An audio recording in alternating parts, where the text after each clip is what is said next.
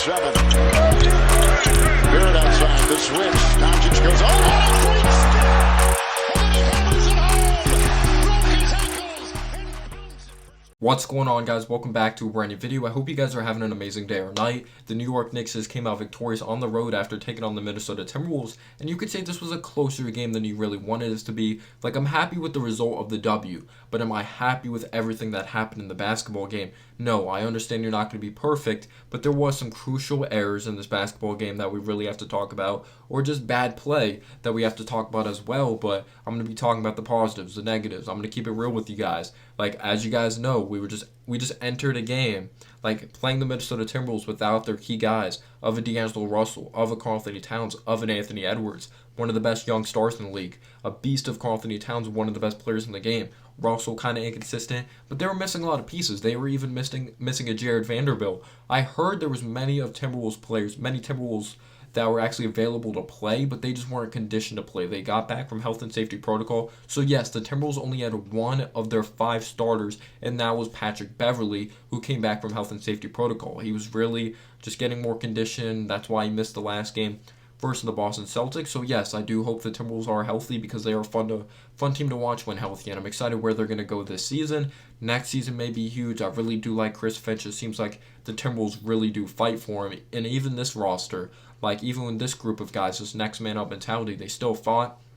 They didn't come out victorious, but I thought they played pretty well. So this was a sloppy, grinded out game. When Mitchell Robinson is your leading scorer, or close to your leading scorer, then that's how you know it was a slow, grinded out game, because your leading scorer in 2021 is Mitchell Robinson with 14 points. Someone with 14 points was their leading scorer, but it makes sense. Fournier, non-existent, scoring the basketball consistently. Kemba Walker, non-existent. R.J. Barrett, 7 points, even though we'll get into those 7 points. Julius Randle really struggled from the field, so it made sense when I thought about it. Obi Toppin only played 10 minutes. We're going to be getting into that. Quickly was okay. Like, that's just crazy to me. This was a sloppy, like, grinded out game by the New York Knicks. And do I hate that? Like, I don't care. The scoreboard, some people may look at it, the Knicks took care of business. We did. We took care of business and got the W. But this was a competitive game. The Timberwolves had a chance to win this game at home. So, to start off at the beginning of this game, it was kind of like an Evan Fournier-McDaniels matchup for like 2 seconds, because Fournier kind of evaporated from this game. But when it was 5-5, McDaniels had 5 of the Minnesota Timberwolves points. Evan Fournier had 5 of the New York Knicks points. Evan Fournier knocked down a 3, had a floater in the lane. I actually liked the ball movement early, but I didn't like the effort early. I was kind of scared the New York Knicks came out with no effort, because there was a possession, 2 offensive rebounds in a row.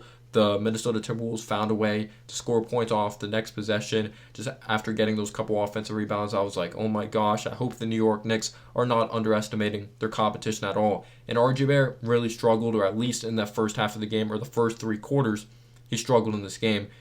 At the very beginning, like, he got out of the game early. There wasn't even like 8 minutes left, I believe. R.J. Barrett was out of this game. He struggled finishing at the basket. He got into foul trouble. He was beat back door. He wasn't good on both ends of the floor. You got to be able to knock down his jumpers, but he could be rusty coming back. You can't give him that excuse, but Grimes has been able to knock down shots coming back from health and safety protocol as well, even though it is different for every player.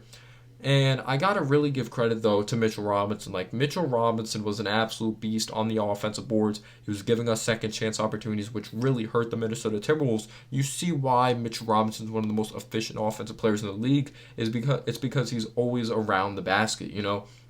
And when R.J. Barrett subbed out, I thought Quentin Grimes provided us with some very solid defense. Just active hands, moving his feet very well. He plays defense with his feet, not his hands. But when he does have an opportunity to reach in and snag that ball, he just has a really good knack for stealing the basketball, or just playing good defense. Like, he just moves his feet. His game's really based off of instincts, confidence, just really going with the flow of the game. There's no hesitance to Quentin Grimes' game at all.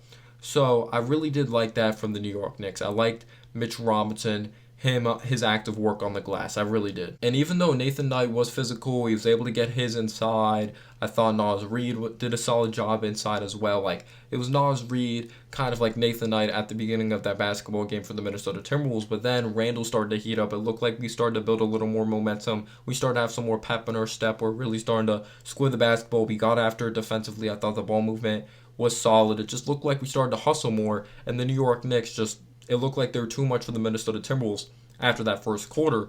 But now this is where my favorite part of the game comes. Because it wasn't consistent this second quarter here. It's because the second unit, oh my gosh. This basketball we saw with the second unit, I understand they're playing the Minnesota Timberwolves, but it didn't matter. Because the ball movement was off the charts. The constant movement. That's where I got to give credit to Tibbs. I thought there was more movement in the offense. Was it consistent? No, but at least we tried with some consistent movement in this game.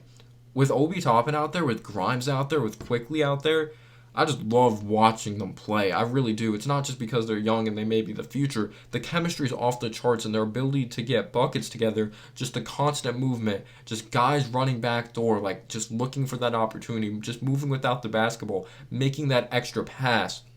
One play to really sum up the ball movement was Obi Toppin driving baseline. Just did a great job finding Taj Gibson inside after dribble penetrating. That's probably one of the most underrated parts of Obi Toppin's game, his passing ability. And he actually ended up making a 3 in this game, which was huge towards the end. I believe he was like 2 for 4 or 2 for 5 from 3 in these last couple of games. We'll see if he gets that consistently. But I really did like the ball movement. Quentin Grimes was huge. Quentin Grimes actually ended up hitting a 3 on the left wing and then a really deep 3 and really gave the Knicks momentum. Just everyone was playing as a team. Everyone was playing like as a unit when it came to that second quarter. We were up 17 points at one point. And then, you know what? We put the second unit in. It all goes away. The defensive effort, just not even there. I thought the defense was fantastic. People were sprinting down the floors like gazelles, like we're getting back on defense, just defending every three-point shot. I thought it was awesome with the second unit. The starters were awful. Kemba Walker didn't even show up. Fournier, non-existent again. Randall making stupid decisions with the basketball, turning the ball over. Just we weren't getting quality shots. At one point, I believe we missed 12 of our last 14 shots, like in the last 6 minutes. It was something awful like that. We were not able to score. The defense was really bad. Just nothing positive to take away from that except, like, geez, these starters just, they're so inconsistent. Sometimes they play with heart. Sometimes they play with no heart at all. Like, what I was seeing was awful. Like, Malik Beasley started heating up. Like, he's not afraid to shoot the basketball. He doesn't care if he's 0 for 1,000. He's going to continue to shoot that thing. And before you know it, Randall turns the ball over. McDaniel slam. They have a 1-point lead. McLaughlin, second chance opportunity. Like, they cut it to 1 on this one possession. But we have to thank a Mitchell Robinson. Just huge offensive rebound, throwing it down. He just got us timely buckets all night. And Mitch Robinson had a huge block, but what I couldn't stand was how hesitant we were when we started complaining to the refs. We just looked like losers out there. We really did. I do not like the passion these starters play with. I feel like they just get in their own heads and they just do not play team basketball. But after Mitchell Robinson got that offensive rebound, threw it down, Kemba Walker hit a 3. We started to build some momentum in this game. Even though Beasley did kind of take over, quickly hit a 3. Then Randall drove it strong to the basket. He had a chance for a 3-point play, but this was our Achilles heel. We might have been up more if we knocked down our free throws. Randall misses the free throw. At one point, we were 1 for 7 from the charity stripe, but then we actually had a huge steal. Like, Quickly did a great job poking it ahead to Taj Gibson after getting the steal, and we entered 10. We were up 10 entering that fourth quarter. And the ball movement got better towards the end. Burks knocking down a 3.